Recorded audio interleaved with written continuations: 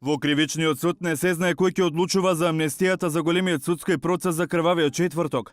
Кој да постапува, шефот на Скопска единица Иван Џолев ќе одлучи утре. Вели дека судиите играат пинг-понг за тоа кој да решава за амнестијата, внимавале за надлежноста. Според Џолев, за предметот 27 април треба да одлучува судечкиот совет, односно судиката Добрила Кацарска, а не кривичниот кој ќе решава за предметите за кои има веќе првостепена пресуда.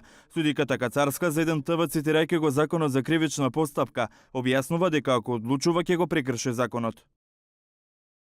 Јас не давам отпор за работа и во мојата 32 годишна судиска кариера сум се докажала како судија кој што работи исклучиво по закон. Во конкретниот случај повторно само ги почитувам законите.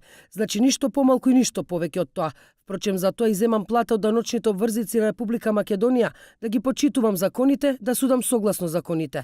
Во конкретниот случај, одлуките за амнестија се носат надвор од главна расправа, што значи доколку јас одлучувам, навлегувам во надлежност на кривичниот совет и токму тогаш работам спротивно на закон. Дополнително судиката Кацарска прашува како да одлучува за амнестијата кога предметот што го води е во доказна постапка без прецизирано обвинение. Мислењето од обвинителството Кацарска го поврзува со предметот за крвавиот четврток која таа го води.